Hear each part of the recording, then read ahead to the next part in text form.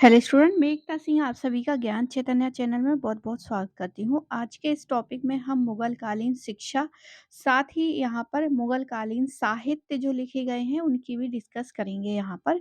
तो आज ये वीडियो मुगलकालीन यानी मध्यकालीन भारत यहाँ पर समाप्त हो जाएगा। बाकी हमारा मराठों वाला बचा है, तो वो हम आधुनिक भारत का जब पढ़ेंगे, तो उसमें कंप्लीट करेंगे।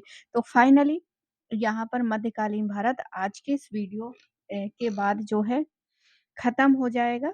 तो चलिए शुरू करते हैं बिना किसी देरी के। तो मुगल काल में शिक्षा का कोई पृथक विभाग नहीं था और ना ही उन्होंने व्यवस्थित रूप से शिक्षा की कोई योजना बनाई, लेकिन उन्होंने शिक्षा के महत्व को समझा और विद्वानों को संरक्षण दिया। लड़कियों की शिक्षा की पृथक व्यवस्था नहीं थी। वे पाठशालाओं में लड़कों के साथ शिक्षा प्राप्त करती थी। मुगल काल में प्राथमिक शिक्षा मकतब में दी जाती थी और उच्च शिक्षा मदरसों में दी जाती थी। इसमें फ़ारसी भाषा में शिक्षा दी जाती थी। आगे देखते हैं। अकबर ने फ़ारसी को राजभाषा बनाया और महामंगा यहाँ से क्वेश्चन जो है यूजीसी नेट ने पूछा है कि किसने खैरुल मनाजिल मदरसा की स्थापना की थी? तो आंसर हमारा महम अंगा होगा। और इन्होंने दिल्ली में मदरसा ए बेगम की स्थापना की। इसे खैर उल मनाजिल मदरसा भी कहा जाता है। अबुल फजल, अब चूंकि ये बहुत बड़े साहित्यकार थे इस समय के, तो उन्होंने भी फतेहपुर सीकरी में एक मदरसा अबुल फजल की स्थापना की। अबुल फजल के अनुसार अकबर के काल में मदरसों एवं मकतबों की दशा पहले से अच्छी थी। अकबर ने फतेहपुर सीकरी में मदरसा व आगरा में राजकीय पुस्तकालय की भी स्थापना की थी। फैजी के पास अपना निजी पुस्तकालय भी था। अकबर ने फतेहपुर सीकरी में लड़कियों के लिए स्कूल खोला था। शाहजहाँ ने भी दिल्ली में एक मदरसा बनवाया था जिसको दारुल बरका कहा जाता है। और दारुल बरका नामक, मतलब ये तो मदरसा तो बनवाया था, और दारुल बरका जो है नामक मदरसे की क्या करवाई थी? मरम्मत करवाई थी। औरंगजेब ने मदरसों एवं मकतबों की सहायता की व हिंदू पाठशालाओं को बंद करवाने की भी कोशिश की। औरंगजेब की निर्वासित पुत्री जेबुनिसा ने दिल्ली में बैतुल उल उलूम नामक स्कूल खुलवाया था और लखनऊ के फरहंगी महल मदरसा न्याय की शिक्षा के लिए तथा सियालकोट का मदरसा व्याकरण की शिक्षा के लिए जो है प्रसिद्ध था। दिल्ली का शाह उल्लाह का स्कूल परंपरागत मान्यताओं की शिक्षा के लिए प्रसिद्ध था। बनारस हिंदू शिक्षा केंद्र का बड़ा केंद्र था। टेवर्निया ने इनकी प्रशंसा की है। और यहाँ पर कुछ विषय हैं और उपाधि, जिसे तर्क एवं दर्शन को फाजिल कहा जाता था। फाजिल जो तर्क और दर्शन का विषय जानता है उसको फाजिल। धार्मिक शिक्षा देने वाले को आमिल कहा गया। क्या कहा गया? आमिल। और साहित्यिक शिक्षा काबिल कहा गया। अब यहाँ से हमारा शुरू होता है मुगल कालीन साहित्य, चूँकि बहुत बड़ा है, इसको विस्तार से देखेंगे। यहाँ से कई प्रश्न जो है एग्ज़ाम में पूछे गए हैं। सतीश चंद्र ने गुप्त काल के बाद मुगल काल को सांस्कृतिक एवं साहित्यिक क्षेत्र में प्रगति का दूसरा स्वर्ण युग माना है। तो एग्ज़ामिनर यहाँ से पूछ सकते हैं कि गुप्त काल के बाद मुगल काल को सांस्कृतिक एवं साहित्यिक के क्षेत्र में प्रगति का दूसरा स्वर्ण काल किस हिस्टोरियन ने माना है? तो आंसर हमारा सतीश चंद्र हो जाएँगे। मुगल काल फ़ारसी काव्य का ग्रीष्मकाल कहा जाता है। मुगल काल में इतिहास लेखन का उद्देश्य कारण, परिस्थितियों एवं प्रक्रियाओं की जांच करते हुए अतीत की घटनाओं, कृत्यों, युद्धों और अभियानों और दरबारों के घटना चक्र को अनुक्रम में प्रस्तुत करना था। इतिहास को नैतिक शिक्षा प्राप्त करने का मुख्य स्रोत माना जाता था तथा इतिहास में जो घटित होता है उसके लिए अंतिम रूप से ईश्वर को ही उत्तरदायी क्या माना जाता है। बाबर एवं हुमायूँ की बात करें, मिर्ज़ा हैदर दोगलत बाबर का ममेरा भाई है। मिर्ज़ा हैदर दोगलत ये बाबर का ममेरा भाई है।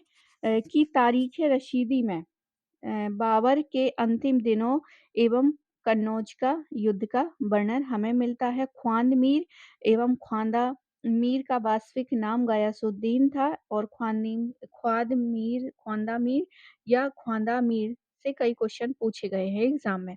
इसका जन्म जो है 1475 में हेरात में हुआ था। इनकी कुछ महत्वपूर्ण पुस्तक हैं, जैसे कि खुलासत उल अखबार, यह मुस्लिम जगत का इतिहास है। दस्तूर उल वज़ूरा, हबीब उस सियार, इनकी रचना बाबर के समय में भारत में की। और जो है कानून ए हुमायूँ, इनको हुमायूँनामा भी कहा जाता है क्योंकि इसमें हुमायूँ कालीन कानूनों का संग्रह है। इसमें हुमायूँ का खगोल व ज्योतिष शास्त्र के प्रति लगाव बताया गया है। ख्वाजा मीर की मृत्यु के बाद दिल्ली में निजामुद्दीन औलिया आ जाते हैं, व अमीर खुसरो की कब्र के पास जिनको दफनाया गया था। आगे देखते हैं, ख्वाजा मीर को हुमायूँ ने अमीर-ए-अख़बार की उपाधि भी दी थी। ख्वाजा मीर ने हुमायूँ की तुलना सिकंदर से की थी और उसे सिकंदर-ए-आज़म या खुदा का साया कहा है। ख्वाजा मीर ने ऐसी बात कही थी हुमायूँ और सिकंदर के बारे में। अब आते हैं अकबर, तो फ़ैज़ी से भी एग्ज़ाम में पूछा गया है। सरहिंदी ने तारीख़-ए-हुमायूँ, शाही व हालात-ए असद बेग की रचना की थी। हुमायूँ नामा की रचना जो है बाबर की पुत्री व हिंदाल की सगी बहन गुलबदन बेगम ने बादशाह अकबर के आदेश पर फ़ारसी भाषा में की थी। तो हुमायूँ नामा की रचना जो है गुलबदन बेगम, जो कि हुमायूँ की क्या थी? बहन थी, और बाबर की क्या थी? बेटी थी। और सगी बहन किसकी थी? हिंदाल की। इसकी एकमात्र पांडुलिपि लंदन के ब्रिटिश म्यूजियम में संग्रहित है। गुलबदन बेगम ने हुमायूँनामा के इस तथ्य की जानकारी मिलती है कि हुमायूँ ने कामरान को समझाने के लिए खानज़ादा बेगम को भेजा था। जौहर अफ्ताबची हुमायूँ का घरेलू नौकर था। जौहर आफ्ताबची। उसने अकबर के कहने पर ही तारीख़-ए-हुमायूँ की रचना की थी और इसे जो है तज़किरात-उल-वाक़ियात, तारीख़-ए-हुमायूँ, तारीख़-ए-हुमायूँ शाही व तारीख़-ए-ज़वाहिर शाही भी कहा जाता है। इसकी रचना का मुख्य उद्देश्य अबुल फ़ज़ल को अकबरनामा लिखने में मदद देना था। आगे देखते हैं, तज़किर-ए-हुमायूँ व अकबर का लेखक जो है बायज़ीद बायाद था।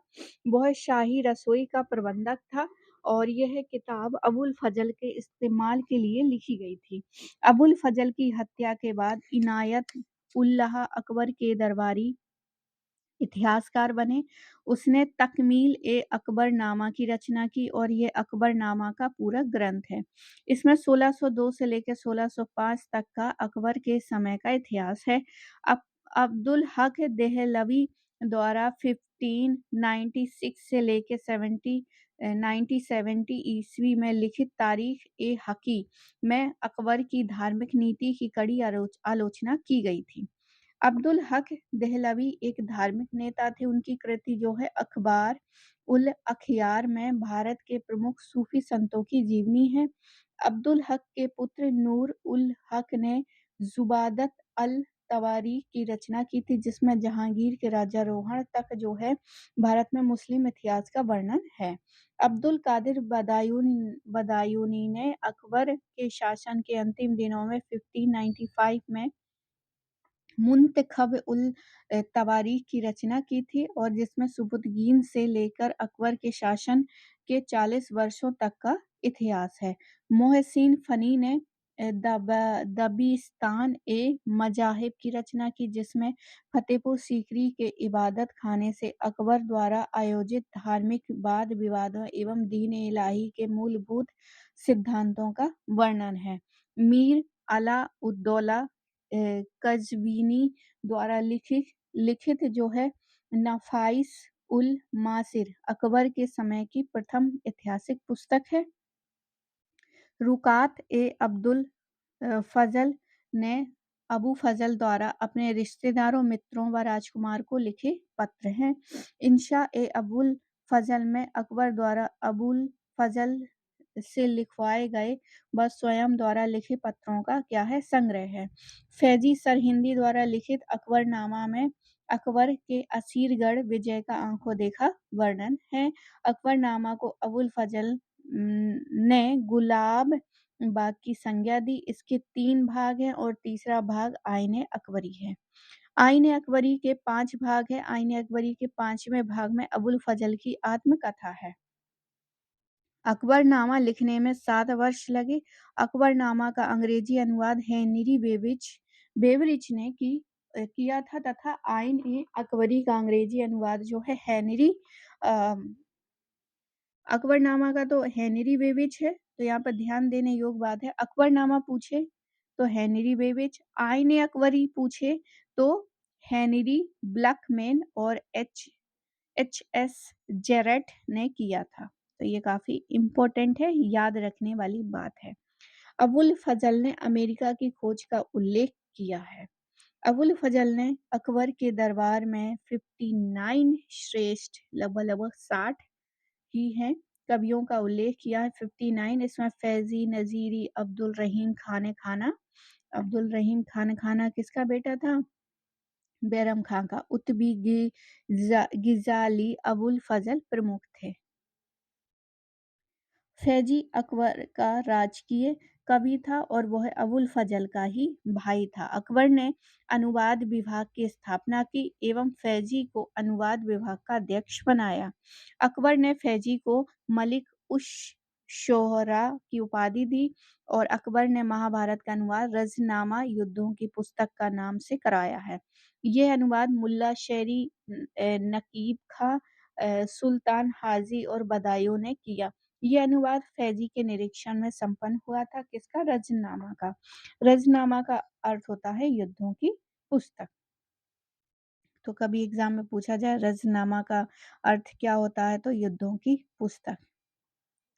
मुकम्मल खां गुजराती ने ज्योतिष शास्त्र की एक पुस्तक ताजक का जहान ए जफर नाम से फारसी में अनुवाद किया था। अकबर के काल में ही संभवतः कुरान का पहली बार अनुवाद हुआ। अकबर के समय का सर्वश्रेष्ठ कवि व प्रथम राज्य कवि गिजाली था। उसके बाद फैजी को राजकवि बनाया। गिजाली की सर्वश्रेष्ठ कृति जो है मनवी नल ओ दमन था। क्या था? मनवी नल ओ दमन। अबुल फजल ने बाइबल का फारसी में अनुवाद किया था। फैजी के बाद कलीम मुगल राज दरबार का अगला राजकवि था। अन्य कवियों में निशापुर का मोहम्मद हुसैन नजीरी प्रसिद्ध था, वह अच्छा गजल लेखक था। सिराज का सैयद जमालुद्दीन उर्फी यानी उतबी कसीदों का प्रसिद्ध लेखक था। अकबर ने मोहम्मद हुसैन कश्मीरी को जरी कलम की उपाधि दी थी। तजुद्दीन ताजुल माली ने हितोपदेश का और शेख नूर मोहम्मद और मीर अस्करी राजी ने मधुमालती का फारसी में अनुवाद किया था। अब्बास खां सरवानी की तारीख-ए-शेरवानी की रचना अकबर के काल में हुई थी। तारीख-ए-खानदान तैमूरिया अकबर के दरबार में लिखी गई और इसका लेखक अज्ञात है। जहांगीर की बात करें, जहांगीर की फारसी में लिखी आत्मकथा तुजुक जहांगीरी में जहांगीर ने अपने शासन के प्रथम 12 वर्षों का इतिहास अपने हाथों से लिखा था। बाद में 19वें वर्ष तक का इतिहास मोतमिद खां ने लिखा। मोहम्मद हादी ने इसे अंतिम रूप से पूरा किया। मोहम्मद हादी ने जहांगीर के काल का वर्णन किया। तमीम मामा वाकियात ए जहांगीरी में किया है। तालिब अमूली जहांगीर का राजकवि था। जहांगीर के समय अब्दुल्ला ने तारीख दाऊदी की रचना की और इसमें लोदी व सूर शासकों की जानकारी मिलती है। मोहम्मद कासिम हिंदू शाह फरिश्ता ने तारीख ए फरिश्ता या गुलशन ए इब्राहिम की रचना बीजापुर के शासक इब्राहिम आदिल शाह द्वितीय के दरबार में की थी। इसमें जहांगीर के शासनकाल तक का इतिहास है। फिरंगे जहांगीरी भी 1608 में संकलित एक शब्दकोश है। आगे देखते हैं शाहजहां की बात करें तो मोहम्मद अमीन कज़वीनी शाहजहां के समय का प्रथम सरकारी इतिहासकार था। उसने शाहजहां के शासन के प्रथम 10 वर्षों का इतिहास पादशाह नामा में लिखा है। बाद में शाहजहां ने अब्दुल हमीद लाहौरी को सरकारी इतिहासकार बनाया है। उसने पादशाह नामा लिखा जिसे मोहम्मद वारिस ने अंतिम रूप से पूरा किया है। चंद्रभान के चहर चमन में शाहजहाँ की प्रशासन व उनके वज़ीरों का वर्णन है। दारा शिकोह ने उपनिषद, भगवद गीता, योग वशिष्ठ का फ़ारसी में अनुवाद किया है। श्री कृष्ण मिश्र द्वारा जो है 11वीं सदी में लिखित संस्कृत नाटक प्रबंध चंद्रोदय का दारा शिकोह के मुंशी बनवारी दास वली ने गुलजारे हाल नाम से फ़ारसी भाषा में अनुवाद किया है। शाहजहाँ के समय में रामायण का फ़ारसी अनुवाद जो है इब्न हरकारण ने किया है। फैजी के बाद जो है अबू ताबिल कलीम मुगल राज दरबार का अगला राजकवि था जिसे शाहजहाँ ने नियुक्त किया था। कलीम ने शाहजहाँ के समय साकीनामा और मसनवियों और कसीदों की रचना की थी और कलीम के बाद जो है जगन्नाथ को राजकवि बनाया था।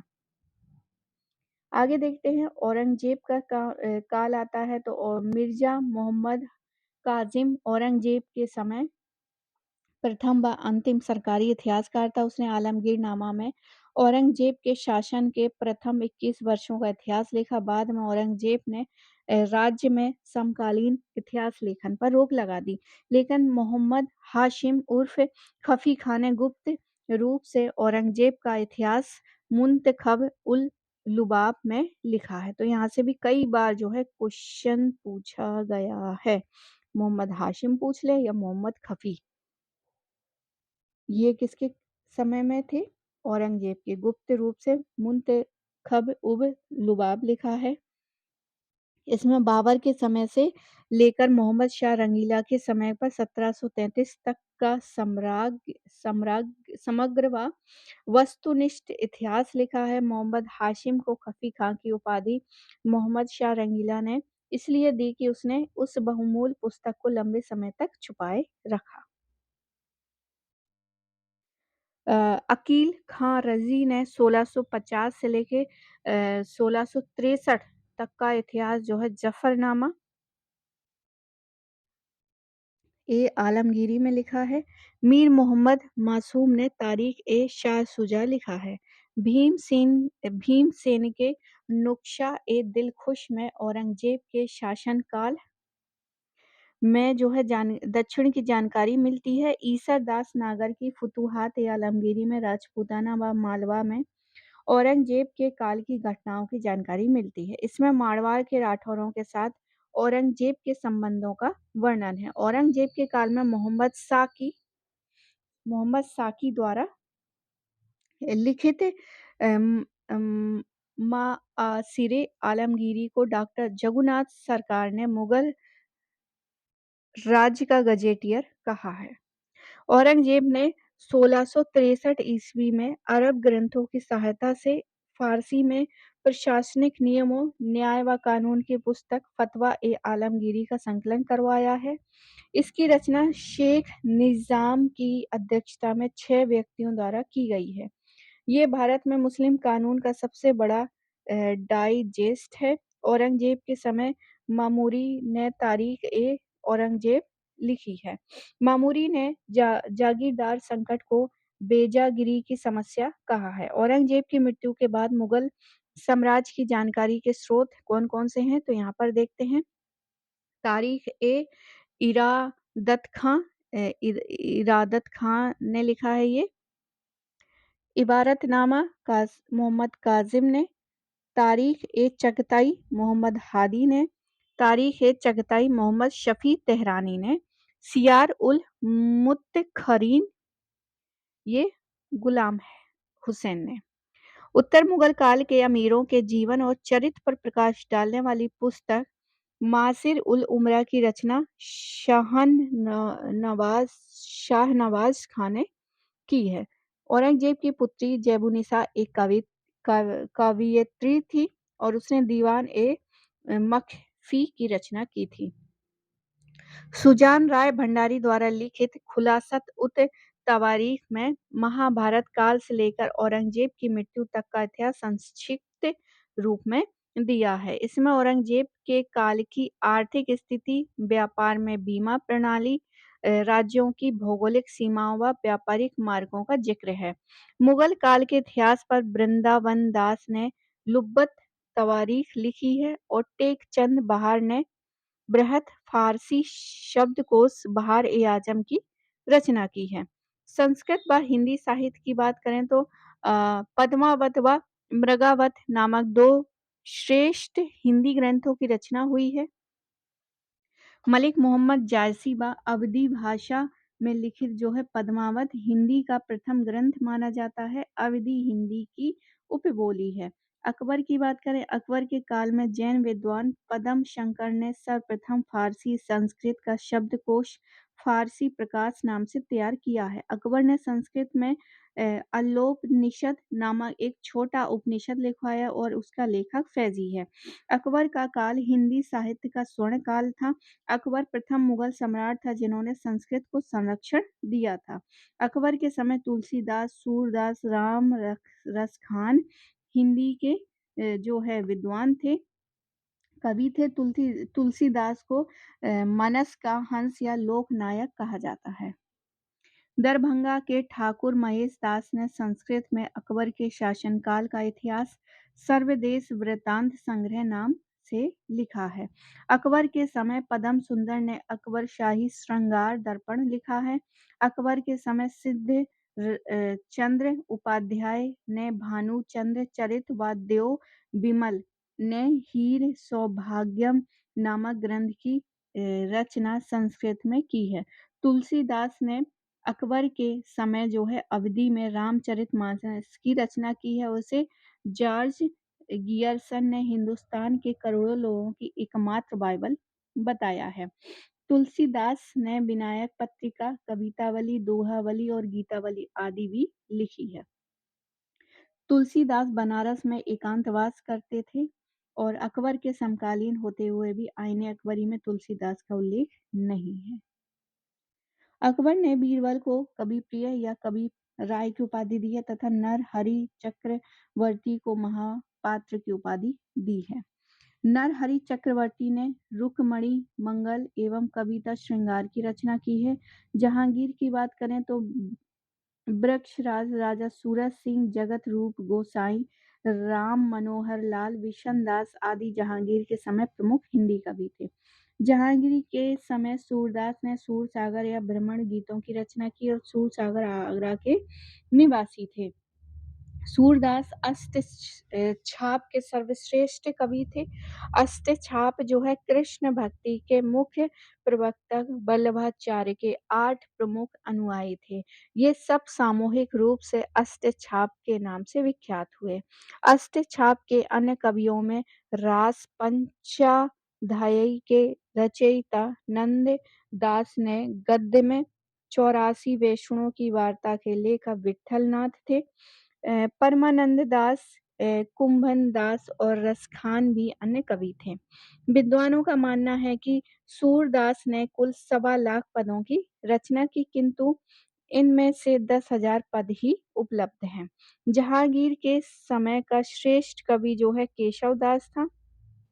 केशव दास वीर सिंह बुंदेला के दरबार में था। केशव दास ने जहांगीर, चंद्रिका, वीर सिंह देवचरित और कवि प्रिय नामक ग्रंथ लिखे थे। केशव दास को कठिन काव्य का प्रेत कहा जाता है। बूटा या वृक्षराज नामक कवि जो है जहांगीर का विशेष कृपा पात्र था। जहांगीर का भाई दनियाल हिंदी में कविता करता था। दनियाल हिंदी में कविताएं करता था। प्रसिद्ध हिंदी कवि आचार्य बिहारी को आमेर के राजा जयसिंह ने संरक्षण दिया था। आगे देखते हैं। राजा मानसिंह भी हिंदी में काव्य की रचना करते थे। बेनी प्रसाद ने जहांगीर के काल को मध्यकालीन भारतीय इतिहास में अगस्टस का युग कहा है। जहांगीर का टाइम देखते हैं। जहांगीर का काल हिंदी साहित्य का रीतिकाल था। जहांगीर के दरबारी कवि पंडित जगन्नाथ ने रस गंगाधर व गंगा लहरी की रचना की थी और यहाँ से क्वेश्चन पूछा गया है। कविंद्र आचार्य ने कविंद्र कल्पतरु की रचना की है और मतीराम और शिरोमणि मिश्र भी शाहजहां के समय थे। रस खान ने 1634 ईस्वी में प्रेम वाटिका लिखी है। शाहजहां ने हिंदी कवियों सुंदरदास चिंतामणि एवं सेनापतियों को भी राजकीय संरक्षण प्रदान किया है। कवि जटमल ने गोरा बादल की कथा लिखी है। सुंदरदास ने सुंदर श्रृंगार, बारहमासा, सिंहासन बत्तीसी की रचना की है। सुंदरदास को शाहजहां ने महाकवि राय की उपाधि दी थी। रीतिकालीन कवि सेनापति ने कवित्त रत्नाकर की रचना की है और सेनापति को 17वीं सदी का वर्ड्सवर्थ कहा जाता था।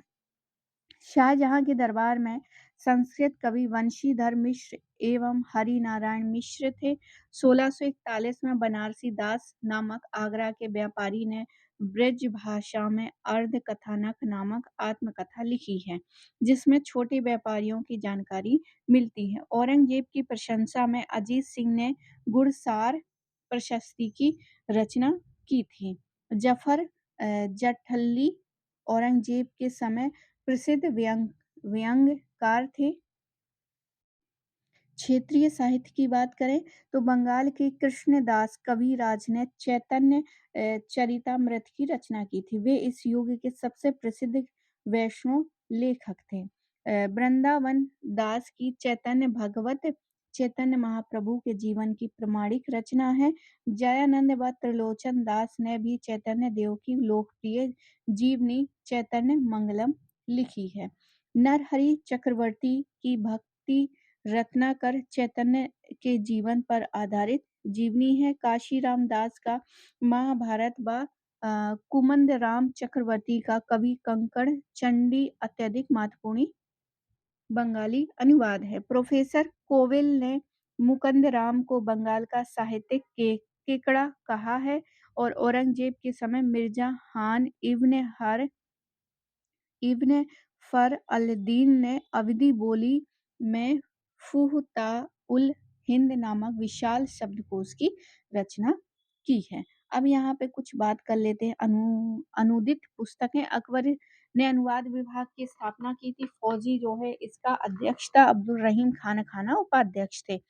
रजनामा युद्धों का इतिहास मुल्ला शेरी, नकीम खां बदायूनी, शेख सुल्तान हैजी और ये सब किसके निर्देशन में हुआ था? फैजी के निर्देशन में। रामायण की बात करें तो इसमें बदायूनी, नकीब खां, शेख सुल्तान और फैजी। अथर्ववेद की बात करें हाजी इब्राहिम सरहिंदी बदायूं ने ये प्रारंभ किया था। अथर्ववेद बदायूं ने। लीलावती और नल दमयंती। लीलावती मैथ की बुक है।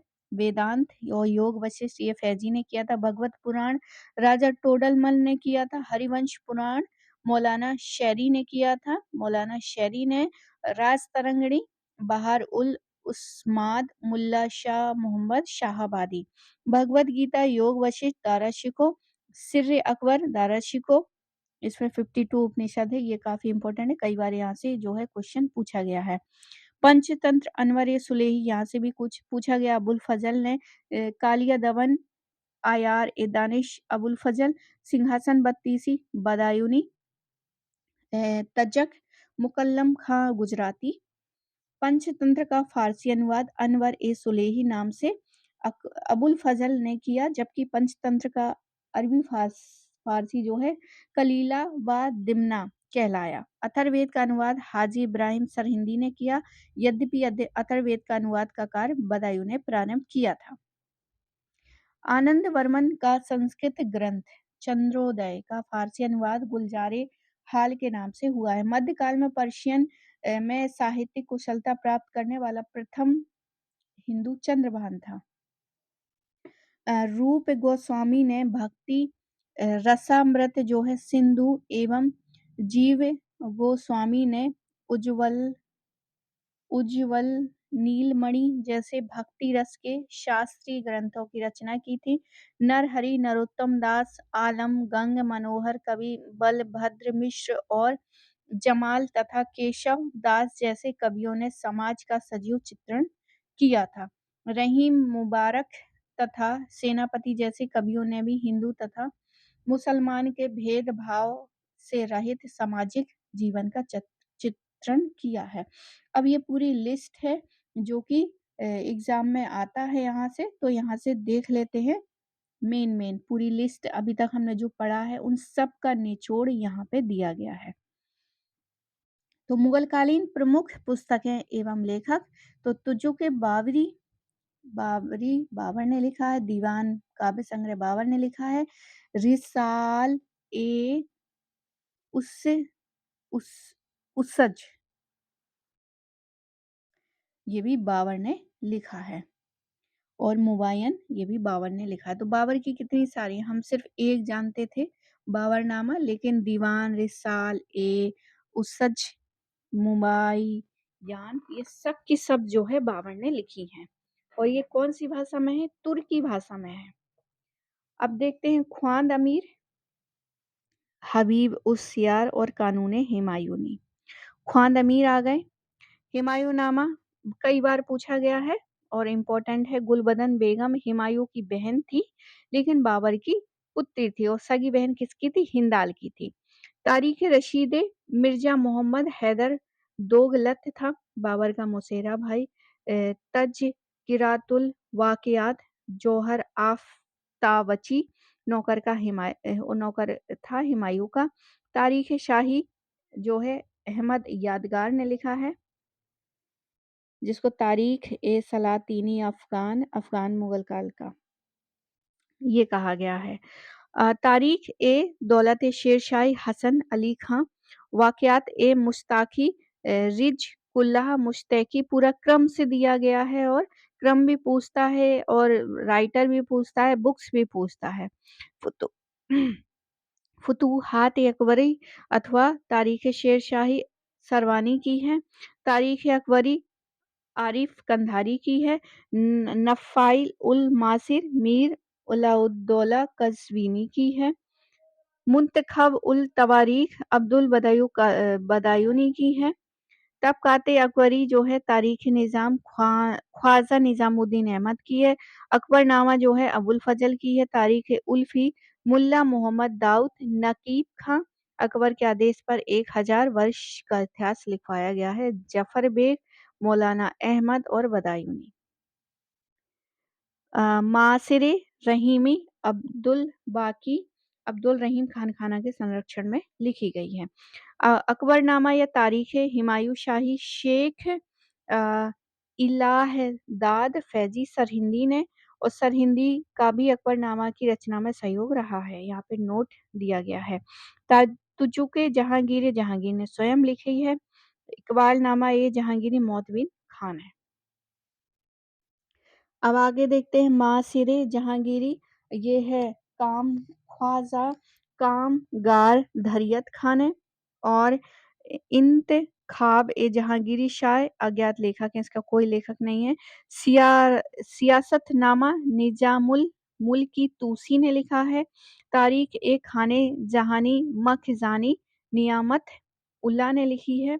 पातशाहनामा अब्दुल हमीद लाहौरी ने लिखा है। पातशाहनामा बहुत सारे हैं। मोहम्मद अमीन कजवीनी, लाहौरी कजवीनी और बासिर, लाहौरी कजवीनी, मोहम्मद बासिर, ये सबकी लेखक पद पातशाहनामा है, लेकिन सबकी अलग-अलग है। आगे शाहजहांनामा इनायत खां। अब शाहजहांनामा 3 हैं। इनायत खां ने भी लिखी है। मोहम्मद इनायत खां, सादिक खां, भगवान दास। इनायत खां, सादिक खां और भगवान दास। अमले सलाह ये मोहम्मद सलेह ने लिखे। 4 चहम कई बार पूछा गया। चंद्रभान है।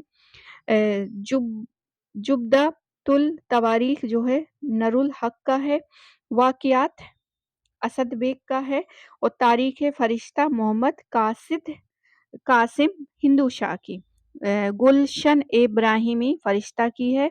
आलमगीर नामा 2 है, सिराजी और हातिम खां द्वारा लिखी गई है। वाक़यात आलमगीरी आकिल खां द्वारा लिखी गई है। और आलमगीर नामा जो है मिर्जा मोहम्मद कासिम द्वारा लिखी गई है। मासिर आलमगीरी ये साकी मुश्ताक खान द्वारा लिखी गई है। फुतूहात आलमगीरी ईश्वर दास नागर, यहाँ से भी क्वेश्चन पूछा गया है। तो बहुत ही ज़्यादा इम्पोर्टेंट है ये सारे नुक्शा-ए दिलखुश, भीमसेन सक्सेना बुरहानपुरी ने, खुलासत उत तवारीख सुरजन राय भंडारी ने, ये सब बहुत इम्पोर्टेंट है। बिल्कुल आप इसको लिख के सामने आप उसको चिपका लीजिए, बार-बार उसको देखेंगे तो याद हो जाएँगे। यहाँ से तो हमेशा ही क्वेश्चन आना ही आना फिक्स है। नज़्म उल बहरीन, दाराशिकों की रिया रिया रिया सियारुल मुंतखरीन, ये गुलाम हुसैन की है, उत्तर मुगल काल का है। अकबर के समय पारसी प्रकाश नामक प्रथम संस्कृत फारसी शब्दकोश की रचना की गई। पद्म सुंदर ने अकबर के समय अकबर शाही श्रृंगार दर्पण, जैन आचार्य सिद्ध चंद्र उपाध्याय ने भानुचंद्र चरित और देव बिमल ने हीरा सौभाग्यम एवं कृपा कोश नामक संस्कृत ग्रंथों की रचना की है। जहांगीर के समय जगन्नाथ ने चित्ता चित्र मीमांसा खंडन एवं आसफ विजय नामक संस्कृत ग्रंथों की रचना की। चतुर्भुज का रसकल्प द्रम औरंगजेब के मामा शाइस्ता खां को समर्पित है, जो संस्कृत में लिखा गया है। तो ये था मुगल काल का अंतिम वीडियो। अब यहाँ से जो है मराठे आएँगे, फिर जो भी है आधुनिक भारत के वो सारे चलेंगे। तो आई होप आपको ये वीडियो पसंद आए होंगे। पसंद आए हों तो प्लीज़ लाइक करें, जिनको भी ये लग रहा था कब कंप्लीट होगा मध्यकालीन कर दीजिए। मुझे नाम नहीं याद आ रहा, वो काफ़ी उनके कमेंट आते हैं, हर रोज़ आते हैं तो उनके आज जो है विश पूरी हो गई, पूरा मध्यकालीन कंप्लीट हो गया। उन्होंने कहा था कि 1 हफ्ता में मैम ये पूरी हो जाएगी अगर आप करेंगी, तो शायद मेरे हिसाब से 1 हफ्ते भी नहीं हुए होंगे, कंप्लीट हो गई है। और आधुनिक भारत भी जो है इस जनवरी कोशिश पूरी रहती है, लेकिन फिर भी बहुत सारे ऐसे काम आ जाते हैं जिसमें वीडियो अपलोड नहीं हो पाते हैं। तो चलिए मिलते हैं हम अगले वीडियो में। पूरा वीडियो देखने के लिए आप सभी का बहुत-बहुत धन्यवाद। मिलते हैं हम अगले वीडियो में।